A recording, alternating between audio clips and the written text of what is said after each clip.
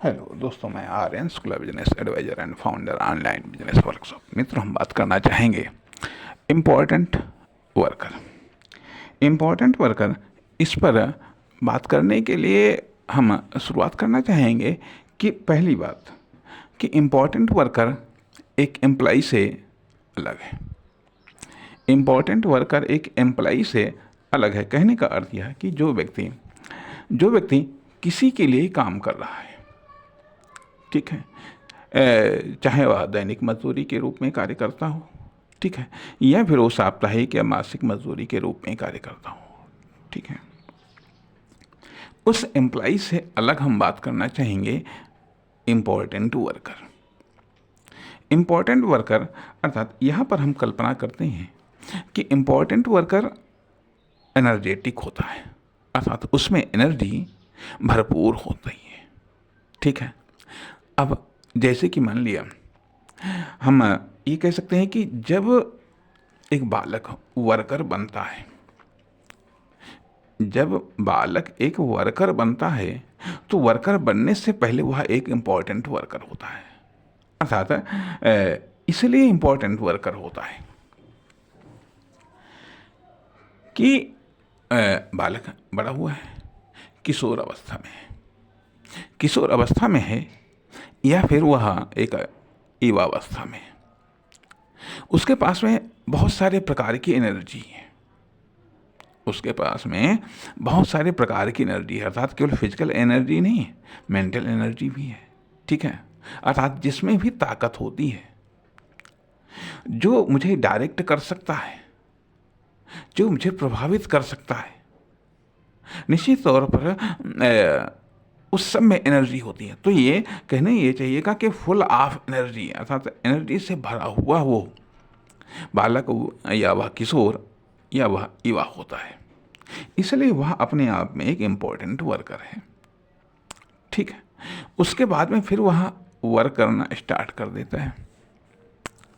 Work करना start कर देता है तो धीरे धीरे होता क्या है कि वो उसकी एनर्जी का लेवल डाउन होता चला जाता है, अर्थात उसके पास में जो एक तो डाउन होता है कि उसके पास में जो एनर्जी के ऑप्शंस हैं वो ऑप्शंस धीरे धीरे कम होते चले जाते हैं, धीरे धीरे कम होते चले जाते हैं, तथा जो उसके पास में ऑप्शन है, जो उसका मेन ऑप्शन है, ठीक है, उसमें भी एनर्जी कम होती चली जाती है। ये कह लीजिएगा ऐसा इस कारण से भी होता है कि जब उसकी एनर्जी का उपयोग करने वाले व्यवस्थापूर्ण तरीके से उसका उपयोग नहीं करते हैं, उसकी एनर्जी का व्यवस्थापूर्ण तरीके से उपयोग नहीं करते हैं, बल्कि वो जब उसका शोषण करने लगते हैं, उसकी एनर्जी का शोषण करने लगते हैं, उसकी एनर्जी का शोषण करने लगते हैं, या पार्टिकुलर टारगेटेड फील्ड में ही उसकी पार्टिकुलर एनर्जी का इस्तेमाल करने लगते हैं, तो अन्य एनर्जी के जो स्रोत हैं, ये जहाँ से अन्य प्रकार की एनर्जी जनरेट हो रही है, उनका इस्तेमाल न होने के कारण या उनकी एनर्जी का इस्तेमाल न होने के कारण वहाँ की एनर्जी या उन सोर्सेस से प्राप्त एनर्जी धीरे धीरे डाउन होने लगती है, और धीरे धीरे वो एनर्जी के स्रोत सूख जाते हैं। तब उसे ये समझ में आने लगता है कि मैं बस पार्टिकुलर कार्य के लिए पैदा हुआ हूँ, या मैं पार्टिकुलर कार्य ही कर सकता हूँ, कोई अन्य कार्य नहीं कर सकता हूँ। और जब उसके पहले जब वह वर्कर बनता है, अर्थात कहने का अर्थ यह बनता है कि जब वह वर्कर बनता है तो या तो वह एम्प्लॉय बनता है, या फिर वो एंटरप्रेन्योर या बिजनेसमैन बनता है, या फिर वो बेकार रहता है। कहने का अर्थ यह बनता है कि एक वाक्य में मैं बात कहना चाहूँगा कि यदि आप अपनी एनर्जी का उपयोग खुद नहीं करते हैं तो आपकी एनर्जी का उपयोग दूसरे करेंगे। यदि आप अपना उपयोग खुद नहीं करते हैं तो आपका उपयोग, सदुपयोग या दुरुपयोग दूसरे करेंगे। तो कहने का अर्थ यह बनता है कि ये जो इम्पोर्टेंट वर्कर है, इम्पोर्टेंट वर्कर हम उसे कहते हैं कि जो कार्य करने से पहले अब इसके बाद में जब व्यक्ति कार्य करने लगता है तो फिर वह एक एम्प्लॉय हो जाता है, या फिर सेल्फ एम्प्लॉय हो जाता है। जब व्यक्ति खुद के लिए कार्य करता है तो वह सेल्फ एम्प्लॉय। अर्थात जब वो दूसरों के लिए कार्य करता है तो वह एम्प्लॉय। एम्प्लॉय कहने का अर्थ यह बनता है कि ये जो इम्पोर्टेंट वर्कर, अर्थात इम्पोर्टेंट वर्कर की महत्वपूर्ण विशेषता है कि उसके पास में एनर्जी के ऑप्शन बहुत सारे होते हैं, बहुत सारे होते हैं। अर्थात एक युवा के पास में, या एक वो बालक जो युवा हो रहा है उसके पास में तमाम सारे सपने होते हैं। अब ये कह लीजिएगा हर एक युवा में ये विशेषताएं नहीं होती हैं। अर्थात हर एक युवा में ये विशेषताएं या एनर्जी के इतने ऑप्शंस या इतनी बड़ी मात्रा में एनर्जी अलग अलग हो सकती है। एनर्जी के सोर्सेस को लेकर के या उन सोर्सेस में एनर्जी की मात्रा को लेकर के भिन्न भिन्न पैमाने हो सकते हैं, भिन्न भिन्न मात्राएं हो सकती हैं।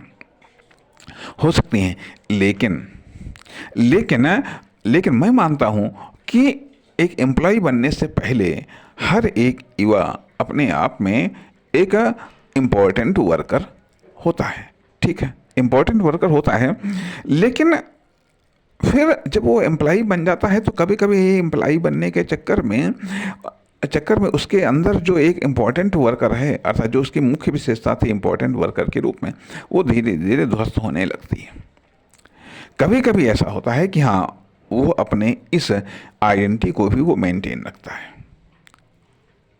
कभी कभी ऐसा होता है कि वो अपनी इस आइडेंटिटी को मेंटेन रखता है। और अधिकांशतः बिजनेसमैन और एंटरप्रेन्योर अपनी इस आइडेंटिटी को मेंटेन रखते हैं।